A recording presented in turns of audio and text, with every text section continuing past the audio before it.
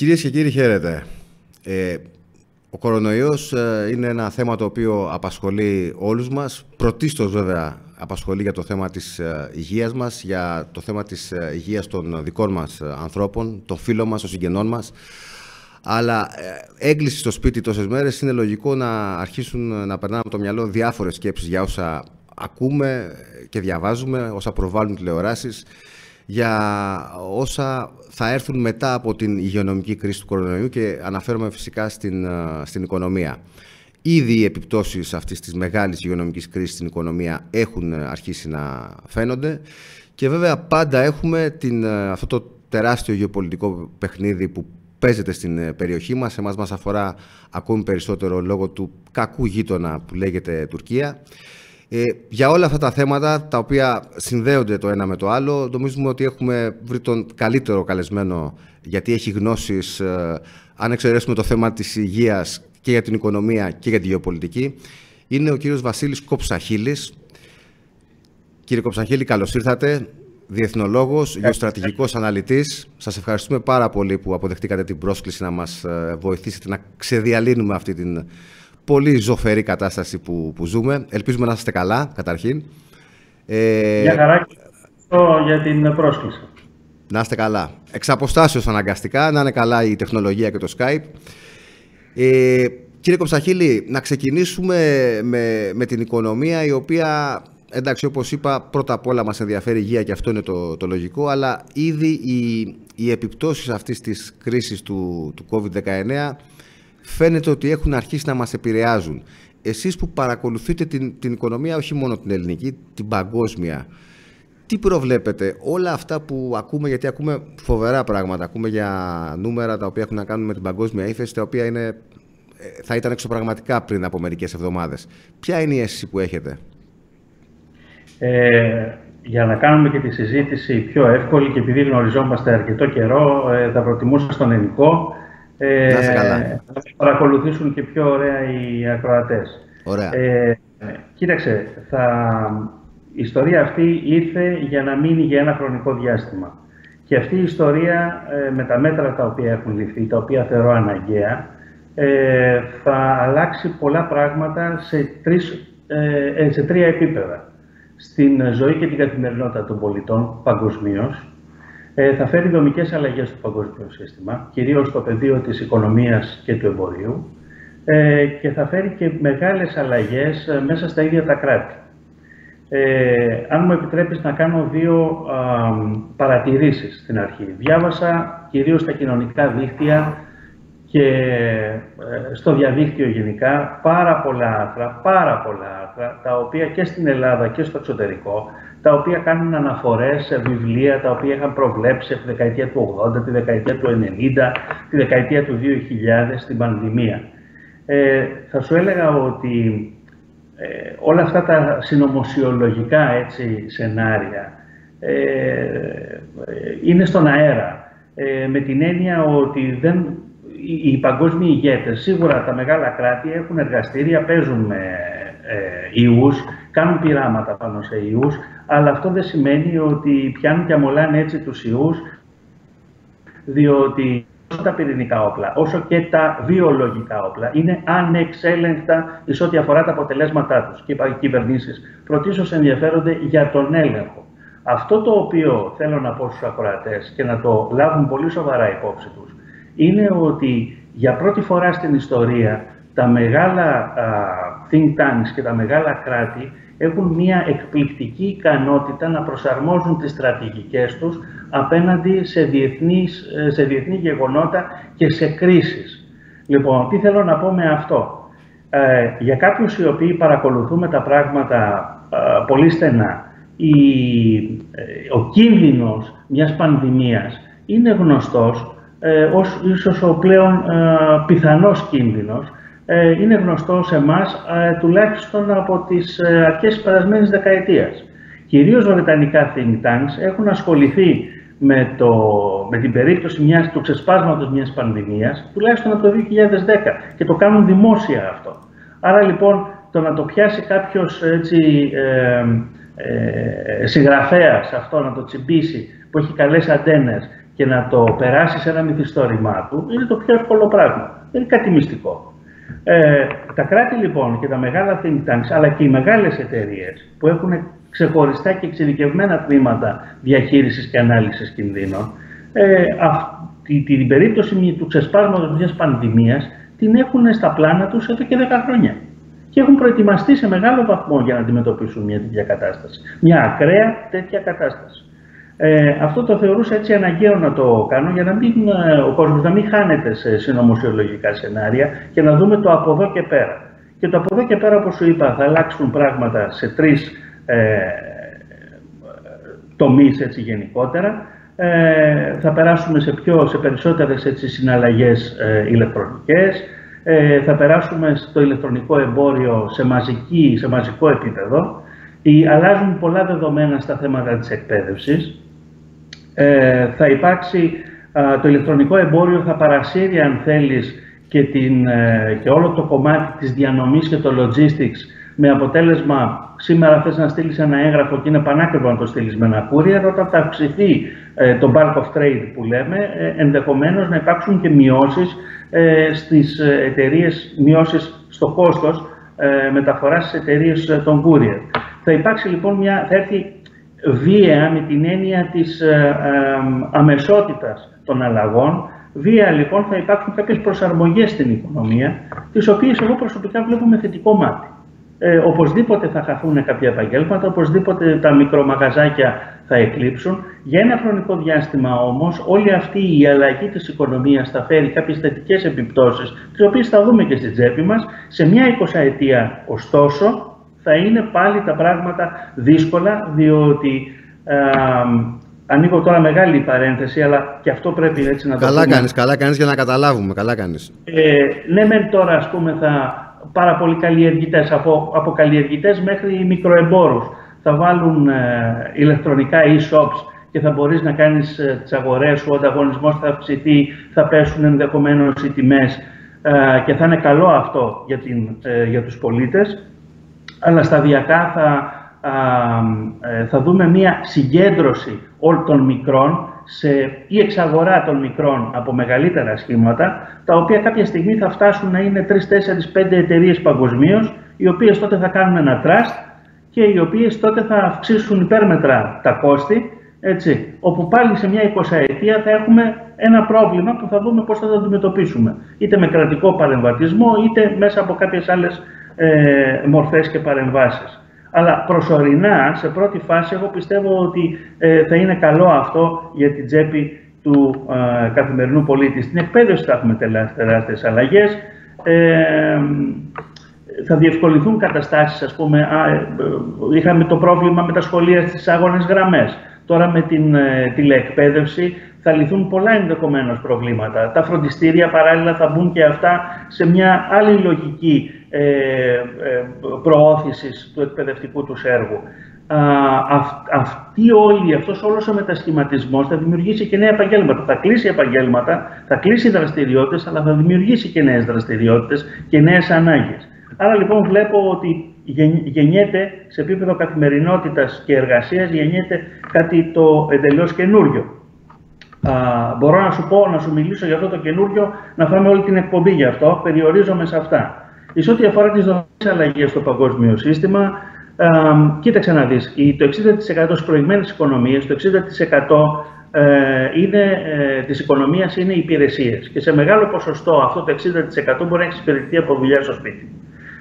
Αυτό θα φέρει μια τεράστια ανακούφιση στην καθημερινότητα, με την έννοια ότι εγώ προσωπικά, ας πούμε, ήθελα για μετακινήσεις καθημερινά 4 ώρες έτρωγα στον δρόμο. Γιατί να τις τρώω στον δρόμο? Γιατί να ξοδεύω βενζίνες?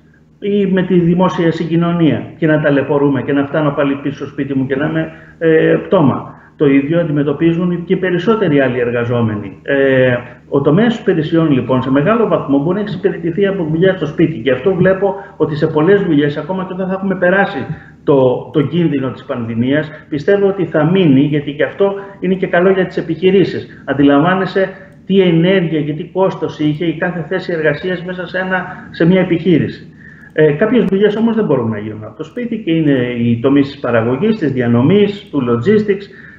Εκεί βλέπω, σε ό,τι αφορά την παραγωγή, βλέπω ότι θα περάσουμε σε μεγαλύτερο ρυθμό σε σχέση με το παρελθόν, σε μια ρομποτοποίηση, δηλαδή στην παραγωγική διαδικασία θα αρχίσουν να μπαίνουν περισσότερα ρομπότ και να βγαίνουν άνθρωποι, αλλά αυτό θα γίνει σταδιακά, δεν θα είναι επαναστατική η αλλαγή του ανθρώπου από τα ρομπότ. Τα ρομπότ μπορούν και τηλεματικά να τα διαχειριστεί κάποιος, δηλαδή μπορεί να είσαι ο χειριστής, μπορεί να είναι στο σπίτι και να ελέγχει τη γραμμή παραγωγής. Επίσης το εμπόριο θα αλλάξει, αναφέρθηκα και προηγουμένως, θα κλείσουν πολλά καταστήματα, θα δημιουργηθούν πολλά e-shop, η διανομή θα γίνεται μέσα από courier, ενδέχεται να πέσει το κόστος, τουλάχιστον βραχυπρόθεσμα θα πέσει το κόστος, πιστεύω και εκτιμώ. Θα δούμε λοιπόν τα προβλήματα, γεννιέται κάτι καινούργιο, θα προκύψουν νέα προβλήματα, θα δούμε πώς θα αντιμετωπιστούν αυτά τα προβλήματα. Να αναφέρω εδώ το εξής, είδα πολλά άρθρα να αναφέρονται στο ότι πάμε στο τέλος της παγκοσμιοποίησης όπως την ξέραμε, αλλά δίνουν έμφαση στο ότι πάμε σε μια φάση επανεθνικοποίησης, κάτι με το οποίο εγώ διαφωνώ κάθετα. Εγώ αυτό που βλέπω είναι ότι πάμε σε ένα νέο, αν θέλεις, κοινωνικό συμβόλαιο μεταξύ των εθνών κρατών με μεγάλες εταιρείες της τεχνολογίας, όπως τις ονομάζω εγώ γεωεπιχειρηματίες, δηλαδή επιχειρηματικά σχήματα τα οποία μπαίνουν πλέον στην καθημερινότητα των πολιτών, μπαίνουν στη ζωή, μπαίνουν στην πολιτική και επιβάλλουν καταστάσεις, αλλάζουν τη ροή της ιστορίας. Αυτοί είναι οι γεωεπιχειρηματίες. Όλη αυτή η τηλεεργασία, όλη αυτή η κρατική παρέμβαση και καλά για να προστατευτούμε από την πανδημία, έχει από πίσω, για να υποστηριχθεί, έχει τις μεγάλες εταιρείες τεχνολογίας, έχει το ίντερνετ, έχει softwares, έχει πράγματα τα οποία αν δεν υπήρχαν αυτά και αν δεν είναι λειτουργικές οι εταιρείες, οι μεγάλες της τεχνολογίας, δεν μπορούν στην πράξη αυτά να λειτουργήσουν. Άρα λοιπόν το κράτος μπορεί μεν να βγάζει φιρμάνια, να το πω κάπως έτσι, αλλά αν δεν υποστηριχθούν αυτά ή δεν ακολουθήσουν οι μεγάλες εταιρείες της τεχνολογίας, που είναι και παγκόσμιες εταιρείες, δεν ακολουθήσουν τα φιρμάνια των κρατών, θα καταρρεύσει όλη αυτή η υποτίθεται επανεθνικοποίηση, την οποία πολλοί βλέπουν, αλλά στην πραγματικότητα, εγώ όπως σου είπα, δεν τη βλέπω καθόλου. Βλέπω λοιπόν ένα νέο συνεταιρισμό μεταξύ των μεγάλων εταιριών και του έθνους κράτους. Το έθνος κράτος ίσα ίσα μας δείχνει τα όρια του αυτή τη στιγμή. Έτσι. Βασίλη, συγγνώμη, Πεσενικό. Πολύ σωστά έθιξες το θέμα της συνωμοσιολογίας και η αλήθεια είναι ότι εμάς, στους δημοσιογράφους, μας αρέσουν πάρα πολύ τα σενάρια συνωμοσίας και όλοι έχουμε τον πειρασμό να ασχολούμαστε με αυτά. Δεν ξέρω πόσο μπορούμε να θεωρήσουμε σενάριο συνωμοσίας, όμως μια άλλη συζήτηση που έχει ανοίξει και έχει να κάνει με αυτό που είπες με το έθνος κράτος. Βλέπουμε μια τρομερή δυσαρέσκεια σε ό,τι αφορά τη λειτουργία πάλι της Ευρωπαϊκής Ένωσης. Διαβάζουμε πολλά άρθρα, πολλά κείμενα τα οποία στρέφονται εναντίον της στάσης που τηρεί η Γερμανία με όλη αυτή την κουβέντα που έχει ανοίξει για το αν πρέπει να υπάρξει ευρωομόλογο ή δεν πρέπει να υπάρξει. Εν πάση περιπτώσει, υπάρχει μια γκρίνια και κάποιες προβλέψεις, εδώ θέλω να μου πεις αν είναι συνωμοσία ή όχι, ότι αυτή η κρίση μπορεί να σημάνει και την αρχή του τέλους της Ευρωπαϊκής Ένωσης. Το έχουμε ξανακούσει, θα μου πεις, σε άλλες περιπτώσεις, αλλά φαίνεται ότι τα πράγματα αυτή τη φορά είναι λίγο πιο σοβαρά. Σε ευχαριστώ πολύ για την ερώτηση, γιατί είναι μια μεγάλη συζήτηση αυτό το ζήτημα. Η Ευρωπαϊκή Ένωση, και δεν την έχω χαρακτηρίσει εγώ έτσι, την έχει χαρακτηρίσει ο στρατηγός ο Κωνσταντίνος Λουκόπουλος, είναι ένας πολυτραυματίας. Και δυστυχώς δείχνει, έχει ένα πρόβλημα αυτός ο πολυτραυματίας και δεν μπορεί να λύσει τα προβλήματά του και να βρει την περπατησιά του. Το πρόβλημά του είναι ο τρόπος σκέψης. Δυστυχώς η Ευρωπαϊκή Ένωση έχει οικοδομηθεί, το πιάνω το ζήτημα από την αρχή για να δούμε τελικά και ποιο είναι το πρόβλημα. Έτσι. Δυστυχώς η Ευρωπαϊκή Ένωση έχει οικοδομηθεί πάνω στη λογική της ηπειρωτικής Ευρώπης, των Γερμανογάλων. Οι Γερμανογάλοι έχουν μία, αν θέλεις, μαθηματική προσέγγιση στην αντιμετώπιση των προβλημάτων και στο σχεδιασμό του μέλλοντος, κάτι το οποίο δεν έχουν ευτυχώς, βάζω εγώ σε παρένθεση, οι Βρετανοί και οι Αμερικανοί. Οι Αμερικανοί μπορεί να αρωματιστούν κάτι, είναι λίγο ποιητές στη σύλληψη μιας ιδέας και από εκεί και πέρα αφήνουν το λογιστή και τον μηχανικό στο τελευταίο επίπεδο για να οργανώσει σε τακτικό επίπεδο κάποια πράγματα. Αλλά στρατηγικά βλέπουν ως ποιητές οι Βρετανοί και οι Αμερικανοί και γι' αυτό πετυχαίνουν. Λοιπόν, το πρόβλημα της Ευρωπαϊκής Ένωσης είναι η αντίληψη του fact-based. Περιμένουμε πρώτα να δούμε το πρόβλημα, να το μετρήσουμε, να φτιάξουμε ένα μοντέλο να δούμε πώς θα δουλέψει και αν εκραγεί ο θάλαμος δοκιμών ή το μοντέλο, το θεωρούμε αποδεκτό. Αν δεν εκραγεί, προχωράμε ως αρχικό σχέδιο. Λοιπόν, αυτά στην πολιτική είναι η συνταγή του τι δεν πρέπει να κάνεις. Και γι' αυτό το λόγο αυτός ο πολυτραυματίας, παρότι κάνει προσπάθειες, παρότι έχει γεμάτο το ταμείο του, δεν μπορεί να βρει την περπατησιά του στο παγκόσμιο σύστημα και στην ιστορία. Έχει να δώσει η Ευρώπη. Να εξειδικεύσω όμως λίγο τη συζήτηση και να πάω σε αυτό το οποίο μόλις συζήτησες. Και εις ό,τι αφορά την κρίση χρέους που εκδηλώθηκε μετά το 2008, και εκεί παίχτηκαν πολλά deals μεταξύ των Γερμανών και των Αμερικανών που κάποια στιγμή ίσως να πρέπει να τα συζητήσουμε σε μια ξεχωριστή εκπομπή, αλλά και τώρα φαίνεται ότι η Γερμανία προσπαθεί να δυναμητήσει με τις εθνικές της λογικές, να δυναμητήσει το συνολικό καλό της Ένωσης. Προχθές είχαμε μία επιστολή από 9, αν δεν κάνω λάθος, κράτη της Ευρωπαϊκής Ένωσης που ζητάνε από τη Γερμανία την έκδοση ενός ειδικού ομολόγου λόγω της κρίσης που υπάρχει τώρα με την πανδημία. Άκουσα εχθές τον Γερμανό, τον Υπουργό Οικονομίας, ο οποίος μέχρι τώρα, να ανοίξω και αυτή την παρένθεση, το ζήτημα για ένα ευρωομόλογο έχει υπάρξει από το 2010, όταν είχαμε την κρίση χρέους στην Ευρωπαϊκή Ένωση. Τότε η Γερμανία ήταν κάθετη και απόλυτη, όχι σε έκδοση ευρωομόλογου. Είδα λοιπόν εχθές, τώρα με αφορμή τη νέα συζήτηση για την έκδοση εξειδικευμένου ομολόγου, άκουσα τις δηλώσεις του Γερμανού Υπουργού Οικονομίας, ο οποίος ήταν, αν και εκ πρώτης όψεως φαίνεται ότι ήταν πάλι κάθετος και απέρριψε την ιδέα, ωστόσο δεν τον είδα τόσο απόλυτο.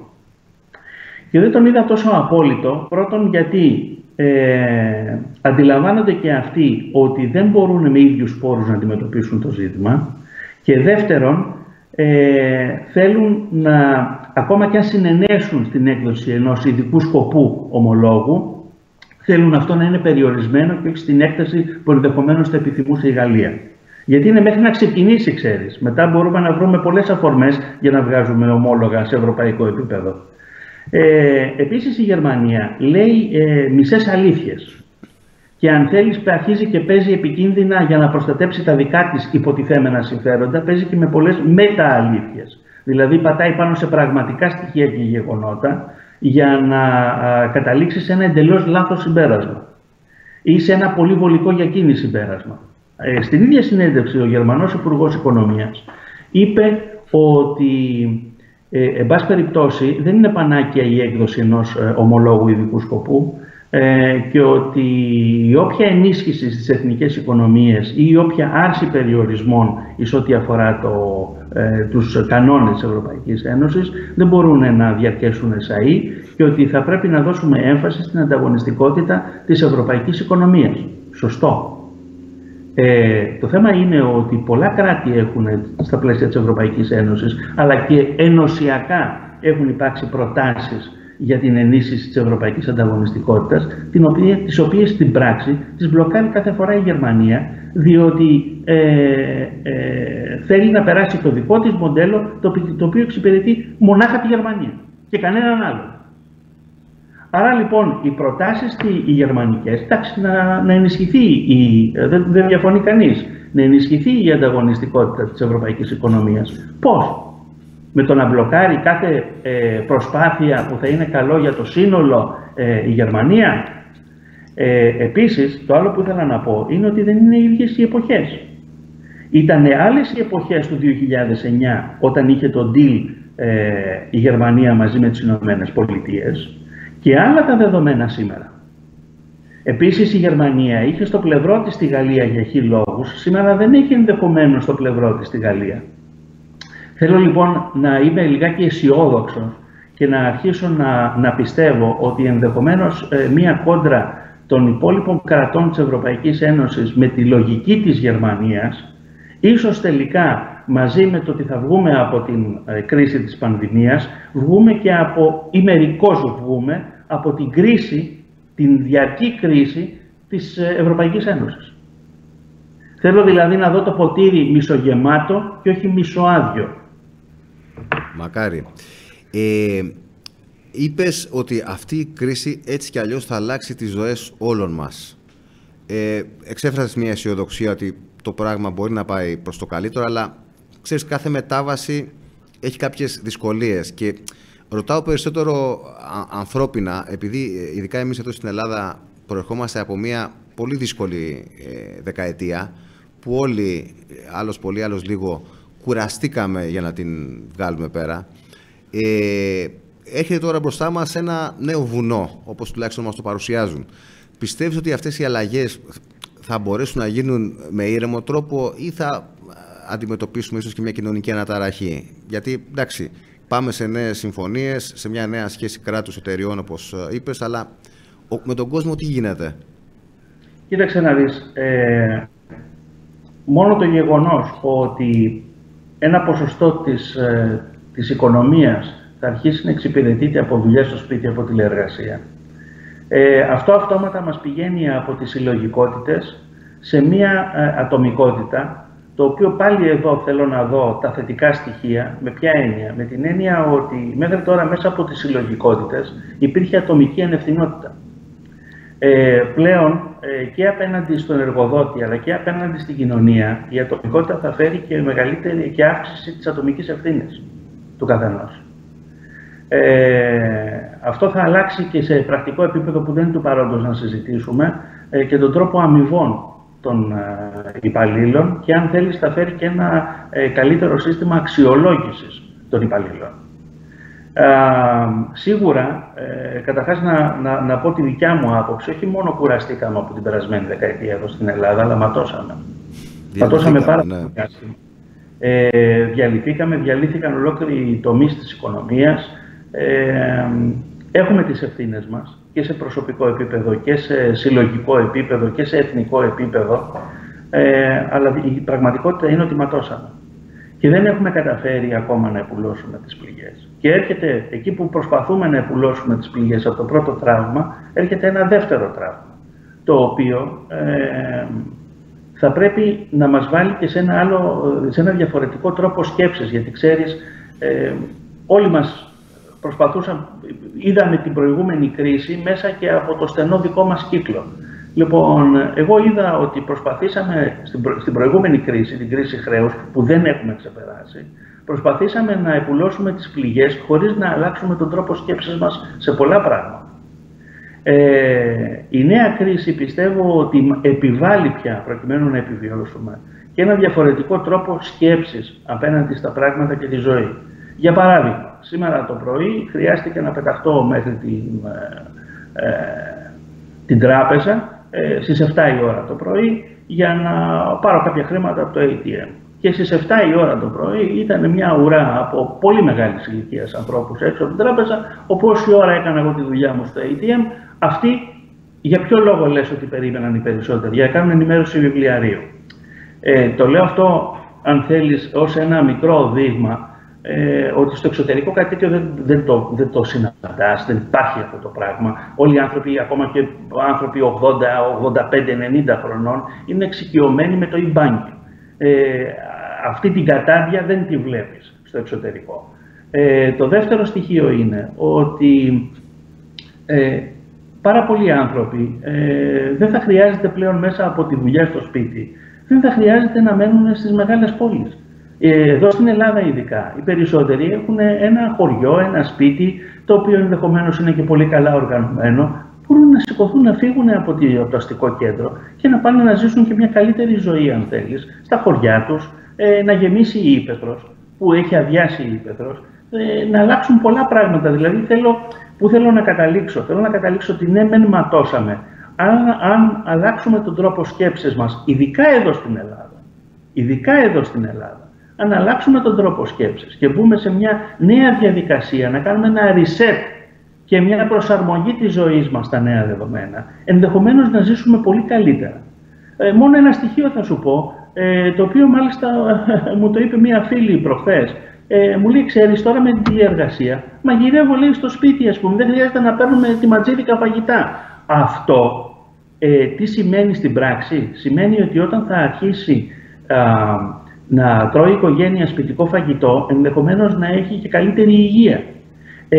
Όταν η μητέρα είναι στο σπίτι και μπορεί να κάνει τη δουλειά της, δηλαδή το εισόδημα δεν θα χαθεί από την οικογένεια, αλλά παράλληλα τα παιδιά όταν θα γυρίσουν από το σχολείο θα βρουν τη μάνα τους στο σπίτι να συζητήσουν τα θέματα της καθημερινότητάς τους, τι είπαν στο σχολείο, όλα αυτά. Ξαναδένει πάλι η οικογένεια. Μην τα βλέπουμε όλα αρνητικά. Θα υπάρξουν, πιστεύω, ειδικά ξαναλέω εδώ στην Ελλάδα, να το δούμε σαν ένα πολύ θετικό challenge. Υπάρχει και μια άλλη συζήτηση, Βασίλη, που έχει ανοίξει.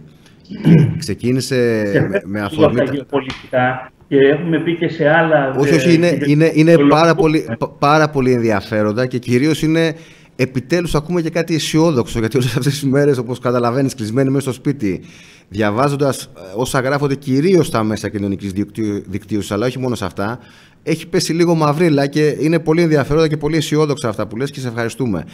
Έχει ανοίξει μια συζήτηση με αφορμή το θέμα της υγείας για το τι μπορεί να κάνει ο δημόσιος τομέας και τι ο ιδιωτικός. Και είναι μια συζήτηση που σε κάποιες περιπτώσεις γίνεται έτσι, υπάρχει μια άγρια ένταση. Ποια είναι η άποψή σου εσύ? Πρέπει να αποφασίσουμε ότι ο δημόσιος τομέας θα πρέπει κάποιους τομείς, εκπαίδευση, υγεία ειδικά, να τους αναλάβει και ο ιδιωτικός απλά να λειτουργεί επικουρικά? Γιατί εδώ έχει δημιουργηθεί και μια άλλη αίσθηση ότι θα μπορούσαν όλα να γίνονται από τους ιδιώτες. Σε ευχαριστώ πάρα πολύ για αυτή την ερώτηση, για αυτό το θέμα που βάζεις στη συζήτηση. Για να σου φέρω ένα παράδειγμα, στο οποίο, ειδικά στο τελευταίο που ανέφερες, ότι όλα πρέπει να γίνονται από τους ιδιώτες, θα σου αναφέρω το παράδειγμα της Βρετανίας, μια χώρα την οποία ξέρω, την έχω σαν δεύτερη πατρίδα μου, έχω συγγενείς, φίλους, λοιπόν, και την παρακολουθώ δεκαετίες και τη ζω δεκαετίες. Λοιπόν, η Βρετανία έχει αυτή τη λογική, ότι το κράτος θα πρέπει να περιοριστεί, το κράτος δεν μπορεί να είναι επιχειρηματίας και ότι όλα θα πηγαίνουν, θα μπαίνουν όλα σε μια έτσι cost-benefit ανάλυσης, τι κοστίζει, τι κερδίζω και ενδεχομένως ο ιδιωτικός τομέας κοστίζει λιγότερο από ότι ο δημόσιος. Υπήρχε αυτή η λογική και βλέπουμε τώρα πάνω στην κρίση ότι όλη αυτή η δομική αντίληψη που είχε το κράτος της Μεγάλης Βρετανίας να καταρρέει. Και γιατί το λέω να καταρρέει? Διότι μίλησα με συγγενείς μου, για παράδειγμα, και τους είπα, εδώ ακούμε στην Ελλάδα ότι έχει φτάσει σε δυσθεώρητα επίπεδα το κόστος του χαρτιού υγείας. Λοιπόν, και μου λένε οι άνθρωποι, ναι, πράγματι, έχει φτάσει να θέλουμε 70 λίρες για να πάρουμε χαρτί υγείας. Γιατί έχει συμβεί αυτό? Γιατί ουσιαστικά δεν έχουν παραγωγή. Γι' αυτό το απλό commodity δεν έχουν παραγωγή στη χώρα. Περιμένουν από εισαγωγές από το εξωτερικό. Γιατί σου λέει από την Ινδία ή από δεν ξέρω εγώ από πού αλλού το έπαιρναν πολύ φθηνότερα, άρα δεν είναι οικονομικά συμφέρον να το παράγω στη Βρετανία. Γενικά η Βρετανία την παραγωγή της την έκανε outsourcing, την έστειλε στο εξωτερικό. Περίμενε από εισαγωγές από το εξωτερικό και τώρα της γυρίζει μπούμεραγκ αυτό το πράγμα.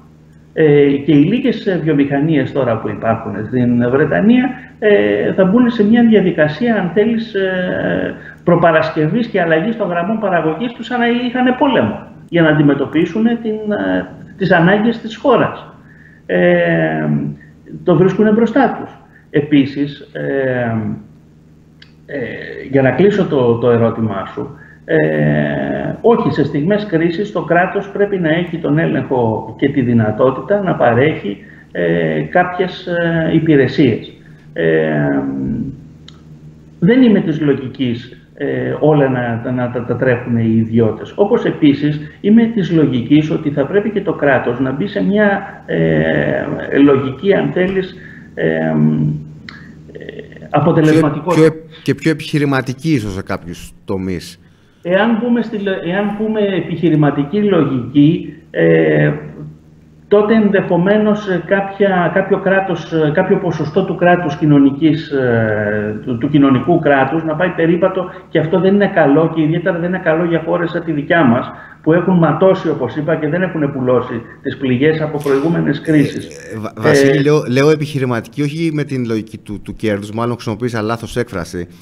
Μου είχε κάνει πολύ μεγάλη εντύπωση όλα αυτά τα χρόνια που συζητάμε το δημόσιο τομέα, ότι μια υπηρεσία, ας πούμε, δεν πήγαινε καλά και αμέσως η πρώτη λύση που σκεφτόμασταν ήταν να την κλείσουμε, να τη δώσουμε στον ιδιωτικό τομέα. Δεν κοιτάγαμε ποτέ να διορθώσουμε κάποιους τομείς του δημόσιου τομέα που θα μπορούσαν να λειτουργήσουν αποτελεσματικά για τον πολίτη, όχι με κέρδος. Από όσο γνωρίζω, έτσι, θα πω αυτά που γνωρίζω, ότι έχουν γίνει τα τελευταία χρόνια πολύ σημαντικές παρεμβάσεις στο σκληρό πυρήνα του δημοσίου τομέα, και μάλιστα έχω και παραδείγματα τα οποία δεν θα ήθελα δημόσια έτσι τώρα να αναφερθώ. Έχω παραδείγματα εντυπωσιακά. Ο σκληρός πυρήνας του δημόσιου τομέα, γιατί έχει πολύ καλή ηγεσία σε κάποια τομείς, σε κάποια υπουργεία, τα πηγαίνει και πολύ καλύτερα και είναι πολύ πιο αποτελεσματικός και από τον ιδιωτικό τομέα. Έχει γίνει κάποια δουλειά, αλλά έχει ακόμα πολύ δρόμο για να ολοκληρωθεί σε ό,τι αφορά τις λεγόμενες ΔΕΚΟ. Εκεί που πραγματικά η κατάσταση είναι τραγική, με κεφαλαία γράμματα, είναι στους ΟΤΑ. Εκεί πρέπει να γίνει πάρα πολλή δουλειά. Καλύπτονται πίσω από το γεγονός ότι οι δήμαρχοι είναι εκλεγμένοι και δεν είναι διορισμένοι από δεν είναι δημόσιοι υπάλληλοι, και δεν ξέρω εκεί τι μπορεί να γίνει από την κεντρική διοίκηση προκειμένου να μπει ένας φραγμός στην ασυδοσία τους, και ότι κάποια στιγμή πρέπει να μπουν στη λογική ότι πρέπει να γίνουν αποτελεσματικοί και να αρχίσουν να προσφέρουν σοβαρές υπηρεσίες στους πολίτες. Η κατάσταση στους ΟΤΑ είναι τραγική και νομίζω ότι έχουμε μεγάλες εκροές και μεγάλα προβλήματα στην καθημερινότητά μας από αυτή την τραγική κατάσταση στους ΟΤΑ. Βασίλη, πριν περάσουμε στα γεωπολιτικά της γειτονιάς μας, θα ήθελα, αν μπορείς να μας εξηγήσεις το φαινόμενο Τραμπ και Τζόνσον, ίσως, αλλά κυρίως Τραμπ. Και ρωτάω αυτό γιατί διαβάζουμε διάφορες δηλώσεις του.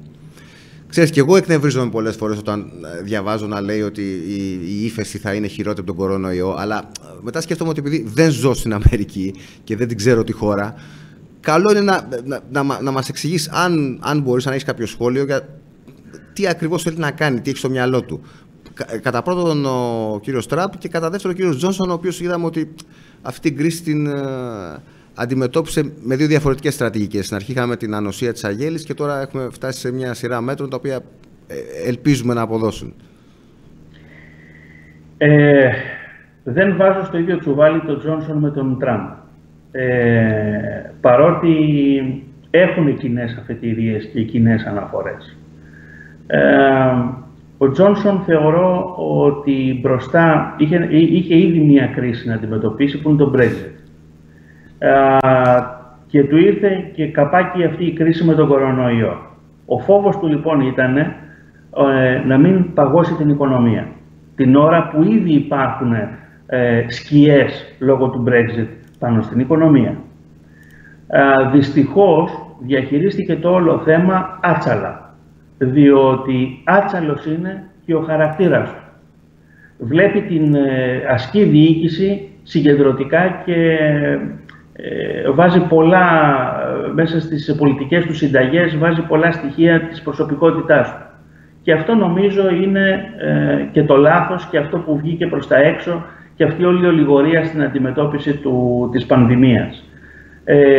Δεν είναι ότι υποτίμησε το κίνδυνο, είναι ότι δεν ήθελε να προσθέσει άλλο ένα πρόβλημα στην οικονομία. Αυτό είναι το ένα το στοιχείο. Σε ό,τι αφορά τον Τραμπ, η Αμερική δεν είναι μία. Οι Ηνωμένες Πολιτείες είναι τουλάχιστον τρεις. Είναι οι Ηνωμένες Πολιτείες με τον κόσμο που έχουν στην Ανατολική Ακτή, είναι οι Ηνωμένες Πολιτείες της Δυτικής Ακτής και είναι οι Ηνωμένες Πολιτείες στα μεσοδυτικά, στο κέντρο των ΗΠΑ. Ο Τραμπ μιλάει στην ψυχή του μέσου Αμερικανού στις κεντρικές ΗΠΑ. Έχει μια δυσκολία να προσεγγίσει τον Αμερικανό της Νέας Υόρκης. Η λογική Τραμπ είναι πολύ μακριά από την λογική που έχει ο Νεοϊορκέζος και αυτός που είναι στην Ουάσιγκτον. Στην Ουάσιγκτον το σύστημα υπάρχει μόνο για τον εαυτό του και με αυτό έχει ανοίξει ένα πόλεμο ο Τραμπ και κάπου τον δικαιολογώ. Είχε παραγίνει η κατάσταση, όπως είχε παραγίνει και σε κοινωνικό επίπεδο η κατάσταση με τη λογική των Νεοϊορκέζων και είναι και πολύ μακριά από τη λογική του μέσου Καλιφορνέζου, δηλαδή της δυτικής ακτής. Γι' αυτό και βλέπουμε ότι 55 με 60% των Αμερικανών στηρίζουν πάρα πολύ τη λογική Τραμπ. Είναι οι Αμερικανοί που ήταν, αν θέλεις, οι ξεχασμένοι Αμερικανοί εδώ και δεκαετίες από το σύστημα της Ουάσιγκτον και ήρθε ξαφνικά ένας πρόεδρος ο οποίος μιλάει στην καρδιά τους. Εγώ πολλές φορές παρακολουθώ τους λόγους του και λέω, μα καλά, αυτός ο άνθρωπος το δημοτικό έχει τελειώσει. Μιλάει μία γλώσσα η οποία δεν είναι όχι απλά απλοϊκή, σαν να μιλάει σε νήπια. Δυστυχώς έτσι θέλουν να τους μιλάς στις κεντρικές ΗΠΑ. Έτσι καταλαβαίνουν. Για να μην αναφέρω το γεγονός ότι οι περισσότεροι δεν έχουν πάει καν λύκειο στις κεντρικές ΗΠΑ. Μιλάει λοιπόν, ο Τραμπ απευθύνεται σε ένα κοινό και αυτό το κοινό είναι που τον ψηφίζει. Λοιπόν, τώρα, εάν στις πολιτικές του, αν οι πολιτικές του θα πάνε μπροστά τις Ηνωμένες Πολιτείες ή όχι, εγώ πιστεύω και το έχω γράψει μάλιστα, ότι θα την πατήσουν οι Ηνωμένες Πολιτείες με τις λογικές Τραμπ όπως την πάτησε η Ιαπωνία. Θα στραγγίσουν τη ρευστότητα όλης της παγκόσμιας αγοράς και κάποια στιγμή θα παράγουν προϊόντα τα οποία δεν θα έχουν που να πουλήσουν. Όπως τον ίδιο κίνδυνο πήγε κάποια στιγμή να την πατήσει η Κίνα. Δηλαδή όλη η παραγωγή είχε πάει στην Κίνα, η Κίνα πουλούσε σε όλο τον πλανήτη, μάζευε τη ρευστότητα όλου του πλανήτη και κάποια στιγμή δεν θα είχε ο κόσμος άλλο να πληρώσει για να αγοράσει προϊόντα. Με αφορμή τώρα, και αυτό είναι αν θέλεις κάτι το οποίο πρώτη φορά λέω δημόσια, με αφορμή την πανδημία και επειδή όλα τα κράτη και σε επίπεδο ιδιωτικό όλοι είχαν πιάσει ταβάνι στα χρέη τους, από τις πιστωτικές κάρτες που έχει ένας ιδιώτης μέχρι τα δάνεια και τα ληξιπρόθεσμα ομόλογα των κρατών. Με αφορμή την πανδημία, η δικιά μου πρόβλεψη είναι ότι θα δούμε μετά το τέλος της πανδημίας, θα δούμε και τεράστιες διαγραφές χρεών, τις οποίες, ας πούμε για παράδειγμα, η Ευρωπαϊκή Κεντρική Τράπεζα αρχίζει και αγοράζει τώρα και από την Ελλάδα και ομόλογα εταιρικά που δεν έπαιρνε προηγουμένως. Γιατί το κάνει αυτό? Εγώ πολύ πιστεύω ότι θα έρθει κάποια στιγμή η Ευρωπαϊκή Κεντρική Τράπεζα και θα πει «ΟΚ, προχωράω σε διαγραφές». Γιατί θα γίνουν αυτές οι διαγραφές? Ώστε να φτάσουν τα κρατικά και τα ιδιωτικά χρέη πάλι σε ένα ποσοστό από εκεί που έχουν ξεφύγει από το 100%, να φτάσουν σε ένα 60% και άρα οι ιδιώτες και κράτη να έχουν τη δυνατότητα να ξαναδανειστούν. Δεν υπάρχει άλλη λύση. Αυτό συνήθως γινόταν μετά από μεγάλες παγκόσμιες συγκρούσεις. Αυτή τη φορά τη γλιτώσαμε την παγκόσμια σύγκρουση. Ξέρεις, ήμασταν πολύ κοντά. Και αυτό είναι επίσης κάτι. Γιατί το λες αυτό? Για τον λόγο ότι δεν υπήρχαν άλλα εργαλεία, ενώ δεν είχαν τα κράτη καταφέρει να κάνουν reset την παγκόσμια οικονομία, είχαν ξεμείνει και από εργαλεία. Και οι κοινωνίες είχαν ξεμείνει και από αντοχές. Ιστορικά το deleverage αυτό γίνεται μέσα από παγκόσμιες συγκρούσεις.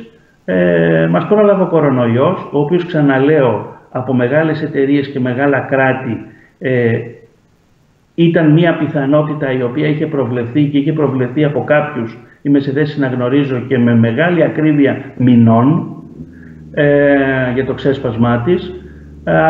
Μας πρόλαβε λοιπόν η πανδημία, οπότε θεωρώ ότι γλιτώσαμε μια παγκόσμια σύγκρουση. Μάλιστα.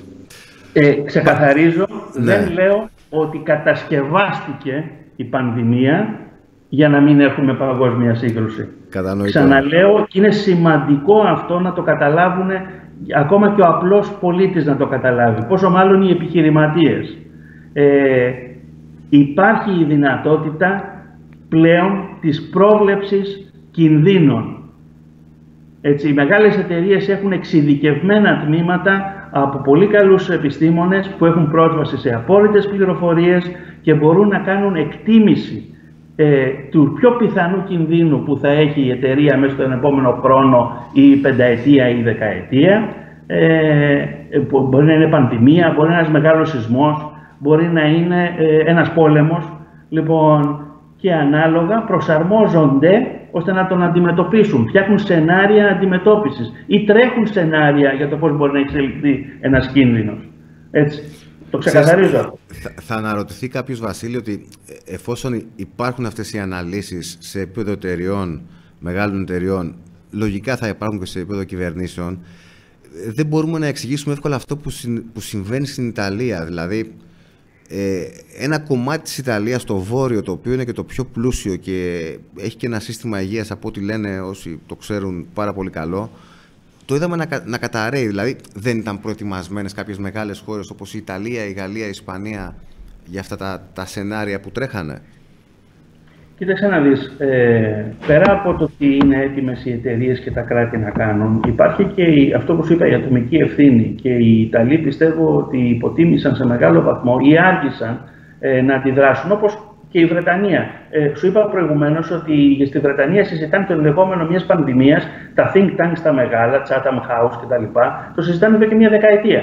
Και βλέπεις ξαφνικά ότι η κυβέρνηση έχει αργήσει να πάρει τα αναγκαία μέτρα προκειμένου να περιορίσει το πρόβλημα. Αυτό είναι το ένα. Το δύο είναι, επειδή μπήκα στον πειρασμό να ξεσκονίσω κάποια παλιά βιβλία και αρχεία, είδα ότι και στο παρελθόν, στο Μεσαίωνα και στην Αναγέννηση, που υπήρχε έντονο το πρόβλημα της βουβονικής πανόλης και της πανούκλας, άλλες μεγάλες πανδημίες, πάλι η Βόρεια Ιταλία είχε χτυπηθεί δυσανάλογα περισσότερο σε σχέση με την υπόλοιπη Ευρώπη από αυτές τις πανδημίες. Μία εξήγηση είναι ότι τότε τα μεγάλα εμπορικά κέντρα της εποχής ήταν η Γένοβα και η Βενετία, άρα φτάνανε εκεί καράβια τα οποία ξεφορτώναν ή μεταφέρανε την πανδημία και γι' αυτό η Βόρεια Ιταλία υπέφερε δυσανάλογα περισσότερο σε σχέση με άλλες περιοχές της Ευρώπης. Αυτή είναι μία εξήγηση. Αλλά ενδεχομένως οι επιστήμονες στο μέλλον, που θα έχουν και περισσότερα στοιχεία, αρχίσουν να βλέπουν και κάποιες κλιματολογικές ιδιαιτερότητες της Βόρειας Ιταλίας, οι οποίες ενδεχομένως ευνόησαν τη συγκεκριμένη εποχή στο να εξαπλωθεί δυσανάλογα περισσότερο σε σχέση με άλλες περιοχές της Ευρώπης η πανδημία εκεί. Έχει ενδιαφέρον και χρήζει μελέτες. Τώρα, να περάσουμε στα ελληνοτουρκικά. Βλέπουμε ότι... Ακριβώς. Εμείς έχουμε αυτή την ατυχία να έχουμε έναν πολύ κακό και ζωηρό γείτονα, ο οποίος προκαλεί εντύπωση, ενώ αντιμετωπίζει την κρίση του κορονοϊού και μάλιστα οι πληροφορίες δεν είναι καθόλου αισιόδοξες για το τι θα γίνει τις 2 επόμενες εβδομάδες. Έχει μια απίστευτα προκλητική συμπεριφορά έναντι της Ελλάδος. Αυτά που συνέβησαν στο Αιγαίο αυτήν την εβδομάδα και αυτά που συμβαίνουν τους τελευταίους μήνες, νομίζω ότι δεν είχαν γίνει ούτε μετά την περίοδο των ημείων που το θερμόμετρο της έντασης ήταν πάρα πολύ ψηλά.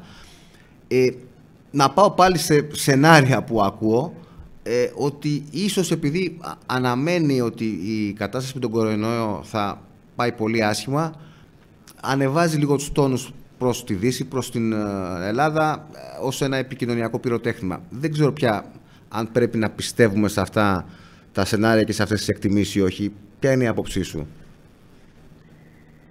Χαίρομαι για 2 πράγματα. Το πρώτο είναι ότι υπήρχε ένα μεγάλο ποσοστό εδώ στην Ελλάδα ανθρώπων που πίστευαν ότι ο Ερντογάν σε σχέση με τους κεμαλιστές, ναι μεν μπορεί να έχει έτσι κάποιες βλέψεις αναθεωρητικές σε ό,τι αφορά την Τουρκία, αλλά γενικά μας αγαπάει εμάς τους Έλληνες και δεν θέλει να έχει κακές σχέσεις τεταμένες ή να μας επιτεθεί και δεν ξέρω εγώ τι άλλο.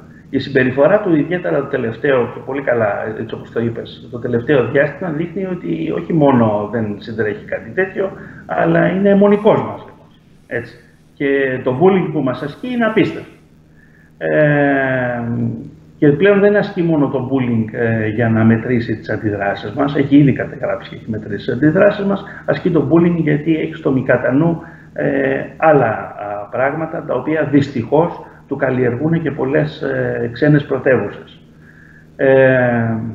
Για τους δικούς τους λόγους, οι ξένες πρωτεύουσες.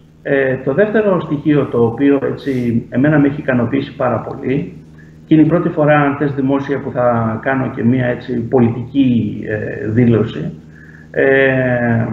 Για πρώτη φορά, μετά από πολλές δεκαετίες, έχουμε έναν πρωθυπουργό ο οποίος για πρώτη φορά άκουσε τους στρατιωτικούς στην αντιμετώπιση της κατάστασης στα σύνορα στον Εύρο. Άκουσε σε μεγάλο βαθμό τους στρατιωτικούς και άρχισαν να έχουμε και θετικά αποτελέσματα. Ξέρεις, το έχω γράψει αυτό. Ο σημερινός πρωθυπουργός έχει μια επιχειρηματική λογική με την έννοια ότι λέει ότι εγώ θέλω να έχω αυτό το αποτέλεσμα. Εάν το αποτέλεσμα αυτό με το λιγότερο κόστος μου το φέρουν αυτοί που λένε να τα βρούμε με την Τουρκία, οκ, θα ακολουθήσουμε αυτή τη συνταγή. Εάν το αποτέλεσμα θα μου το φέρουν αυτοί που λένε ότι θα ρίξουμε μπουνιά στο βράχο που λέγεται Τουρκία, είμαι πάλι οκ. Εγώ θέλω να φέρετε το αποτέλεσμα. Το ποιος θα το φέρει, it's up to you. Λοιπόν, απέναντι λοιπόν σε αυτό το πρόβλημα, άκουσε τους στρατιωτικούς, άρχισε να έρχεται ένα αποτέλεσμα. Εκφράζω πολλές ανησυχίες για το κατά πόσο θα έχουμε τις αντοχές στο τέλος να είμαστε οι νικητές, γιατί ακόμα δεν έχουμε φτάσει στο τέλος. Έχω χαρεί λοιπόν, διότι βλέπω ότι από τις πρώτες αντιδράσεις, ότι άρχισε ο κόσμος των δυνάμεων ασφαλείας και του στρατού, ιδιαίτερα επάνω στα σύνορα, να αποκτά ξανά την αυτοπεποίθησή του. Βλέπουμε δηλαδή ότι ενώ στην αρχή βρεθήκαμε μπροστά στο πρόβλημα και υπήρχαν ερωτηματικά για το τι οδηγίες οι δυνάμεις μας επάνω θα πάρουν από την Αθήνα, ξαφνικά είδαν ότι αυτές οι οδηγίες ήταν προς σωστή κατεύθυνση και άρχισαν να αποκτούν πάλι οι άνθρωποι την αυτοπεποίθησή τους. Αυτό είναι πάρα πολύ σημαντικό για να τους δώσει κουράγιο, αν θες, σε ψυχολογικό επίπεδο, για να αυξήσουν τις αντοχές τους. Συν το γεγονός ότι, άρα λοιπόν είδαμε ότι είναι θέμα αποφάσεων πρωτίστως, έτσι, και δευτερευόντως αν έχουμε τα μέσα να φέρουμε αποτελέσματα. Και αρχίζει τώρα να μπαίνει και μία άλλη συζήτηση σε ό,τι αφορά τα μέσα. Και αρχίζω και βλέπω ότι γίνεται και μία αναθεώρηση τελικά του τι χρειαζόμαστε για να αντιμετωπίσουμε τις απειλές, κυρίως από την πλευρά της Τουρκίας. Άρα λοιπόν είμαστε σε μία φάση όπου με αφορμή το bullying που μας ασκεί ο Τούρκος, εμείς αρχίζουμε σοβαρά πλέον και ανασκουμπωνόμαστε για να δούμε πρώτον ποιες είναι οι αποφάσεις που πρέπει να έχουμε απέναντι στον Τούρκο και δεύτερον τι μέσα χρειαζόμαστε ώστε αποτελεσματικά να αντιμετωπίσουμε τον Τούρκο. Μια τρίτη διάσταση στα ζητήματα ασφάλειας απέναντι στην Τουρκία είναι ότι αρχίζει να σοβαρεύει και η υπόλοιπη Ευρώπη. Όχι σε πολιτικό τόσο επίπεδο, αλλά είδα για παράδειγμα κάποια θετικά στοιχεία από την παλιά Frontex, τώρα έχει αλλάξει και ονομασία, εις ό,τι αφορά τη στάση τους στα χερσαία μας σύνορα αλλά και τα θαλάσσια σύνορα. Θέλω να είμαι αισιόδοξος και σε αυτό το επίπεδο. Βασίλη, μίλησε για κάποιες πρωτεύουσες οι οποίες κατά κάποιο τρόπο έτσι πουσάρουν αυτή τη συμπεριφορά του Ερντογάν. Θες να μας πεις ποιες εννοείς, που έχεις δει αυτά τα σημάδια? Κοίταξε να δεις, υπάρχουν βεβαίως, υπάρχουν κράτη τα οποία ήθελαν να μας βάλουν εμάς και την Τουρκία σε ένα τραπέζι να τα βρούμε εντός πολλών εισαγωγικών. Και για να το κάνουν αυτό έπρεπε να δημιουργήσουν ένα κλίμα και στην Αθήνα και στην Άγκυρα, να φουσκώσουν τα μυαλά και του Τούρκου και του Έλληνα, να το πω κάπως έτσι, ώστε να τους αναγκάσουν να φτάσουν σε ένα θερμό επεισόδιο, διότι αυτό θα τους νομιμοποιούσε να παρέμβουν και να πούνε Τούρκοι και Έλληνες να καθίσετε στο τραπέζι και μην διανοηθείτε να σηκωθείτε από το τραπέζι αν καταλήξετε σε κάποια συμφωνία. Και επειδή, όπως έχω πει και στο παρελθόν, είμαστε πλέον δυσανάλογα μεγέθη εμείς και οι Τούρκοι, σε ένα τέτοιο ενδεχόμενο τραπέζι οι Τούρκοι θα παίρνουν πολύ περισσότερα από όσα θα κερδίζαμε εμείς, αν κερδίζαμε εμείς. Θεωρώ λοιπόν ότι στο προηγούμενο διάστημα υπήρχαν πρωτεύουσες, δεν χρειάζεται να τις ονομάσουμε. Υπήρχαν πρωτεύουσες οι οποίες φουσκώναν τα μυαλά του Τούρκου, όπως φουσκώναν και τα μυαλά πολλών εδώ στην Αθήνα. Και μάλιστα θα σου έλεγα ότι ο τρόπος με τον οποίο η ελληνική κυβέρνηση στην πρόσφατη κρίση ενήργησαν και αντιμετώπισαν την κρίση επάνω στα σύνορά μας με τον Εύρο έχει ουδετεροποιήσει κάποιες εξελίξεις οι οποίες τρέχανε ενδοκομματικά για υπονόμευση της σημερινής κυβέρνησης. Θεωρώ λοιπόν ότι από τύχη ή από πολύ καλό υπολογισμό της σημερινής κυβέρνησης απέφυγαν μια ενδοκυβερνητική κρίση, η οποία ενδεχομένως να μας οδηγούσε και σε μια, αν θέλεις, σε μια επίσπευση αυτού του πράγματος που θέλανε ξένες πρωτεύουσες. Ελπίζουμε βέβαια κάποιος... Προσπαθώ να είμαι κομψός και διπλωματικός. Ναι. Αλλά είσαι απόλυτα κατανοητός παρόλα αυτά, πρέπει να σου πω. Ελπίζω κάποιες από αυτές τις πρωτεύουσες να βάλουν ένα φρένο όμως σε αυτή την προκλητικότητα της Τουρκίας, γιατί ξέρεις, υπάρχει και το ατυχές συμβάν που κάθε μέρα το φοβόμαστε και τέτοιου είδους συμπεριφορές δεν ξέρεις που μπορεί να οδηγήσουν. Είναι ο αστάθμητος παράγοντας, έτσι, που μπορεί να κλιμακώσει μια κρίση και που δεν θέλει κανένας ίσως. Κοίταξε, το πρόβλημα Τουρκία δεν θα τελειώσει με το τέλος του Ερντογάν. Η Τουρκία έχει μπει είναι ήδη πολύ πιο μπροστά, ακόμα και με τα προβλήματα που έχει. Έχει ξεφύγει αρκετά μπροστά σε σχέση με εμάς.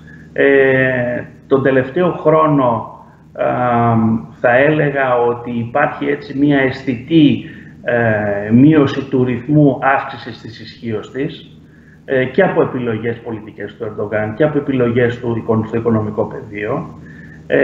Αλλά πάλι εμείς και η Τουρκία έχουμε μεγάλο χάσμα και δύσκολα εμείς με τα προβλήματα που έχουμε μπροστά μας και τους περιορισμούς που έχουμε μπροστά μας θα μπορέσουμε να καλύψουμε το κενό.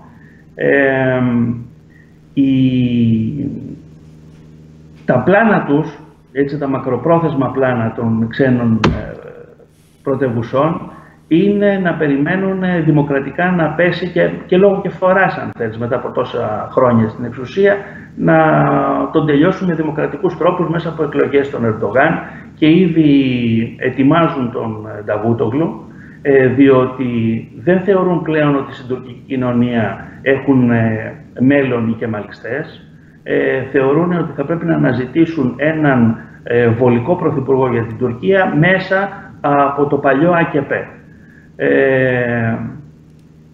Δεν θέλουν επίσης τους ακραίους εθνικιστές, οπότε ο Νταβούτογλου δείχνει ότι είναι, αν θέλεις, ένας προδυτικός υποψήφιος αντικαταστάτης του Ερντογάν. Αυτό δεν σημαίνει ότι εμείς θα ανακουφιστούμε στο μέλλον από μια προεδρία Νταβούτογλου ή από κάποιον άλλον, εν πάση περιπτώσει, ο οποίος δεν θα είναι τόσο προκλητικός όσο είναι ο Ερντογάν. Το να αλλάξουν τις τάσεις τους οι ξένες πρωτεύουσες το βλέπω λίγο δύσκολο. Άρα λοιπόν όλο το παιχνίδι αρχίζει και ξεκινάει από τη δικιά μας τάση απέναντι στο ζήτημα. Ξέρεις, δεν θα αποφύγουμε στο μέλλον στο να καθίσουμε σε ένα τραπέζι με την Τουρκία και να πάμε πιο πέρα από τη συνθήκη της Λοζάνης ή άλλες συνθήκες των Παρισίων κτλ. Που μέχρι τώρα επικαλούμαστε. Δεν θα το αποφύγουμε στο μέλλον.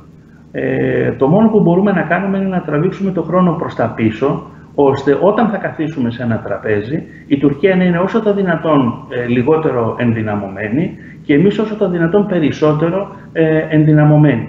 Και θα σου έλεγα και κάτι άλλο, το οποίο πιστεύω ότι στην Τουρκία αυτοί που κινούν τα νήματα πίσω από τον Ερντογάν άρχισαν να βλέπουν τώρα με αφορμή την πανδημία. Άρχισαν να βλέπουν πάλι την ανάγκη του να μην είναι τόσο του να μην παίζουν αυτόνομο παιχνίδι και να αρχίσουν να γλυκοκοιτάζουν πάλι την Ευρώπη, με την έννοια ότι σου λέει τώρα εδώ τα κράτη που είναι μέσα στην Ευρωπαϊκή Ένωση πήραν στήριξη άμεσα λόγω της πανδημίας. Εμείς είμαστε πάλι εκτός. Αυτή λοιπόν η συζήτηση αρχίζει και σιγοβράζει στις ιδιωτικές κουβέντες που κάνουν οι άνθρωποι που ουσιαστικά τρέχουν την Τουρκία πίσω από τον Ερντογάν.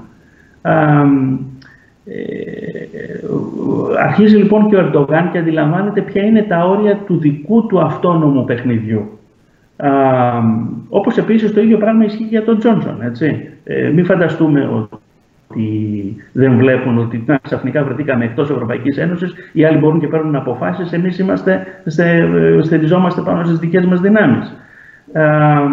Αλλά επειδή μιλάμε τώρα για την Τουρκία, πιστεύω ότι πρώτον αρχίζουν και γίνονται σε υψηλό επίπεδο δεύτερες σκέψεις, κάτι το οποίο θα φέρει ενδεχομένως και ένα άνοιγμα της Τουρκίας. Αν μπορεί ο Ερντογάν να μην το κάνει, γιατί έχει ήδη χαλάσει τις σχέσεις του, αλλά εγώ βλέπω ότι θα πιεστεί σε πολιτικό επίπεδο, ευρύτερο πολιτικό επίπεδο, να γίνει ένα άνοιγμα πάλι προς την Ευρώπη, κάτι το οποίο θα τον αναγκάσει να προσαρμόσει και τη συμπεριφορά του, και από την άλλη ότι εμείς θα πρέπει από εδώ και πέρα, μια που κάναμε μια καλή αρχή στις καστανιές, να συνεχίσουμε, ώστε όταν και όποτε καθίσουμε σε ένα τραπέζι με την Τουρκία, η Τουρκία να είναι αδύναμη και εμείς όσο το δυνατόν περισσότερο ισχυροί. Να έχει μειωθεί δηλαδή το κενό ανάμεσα στο δυναμικό ισχύος το δικό μας και της Τουρκίας.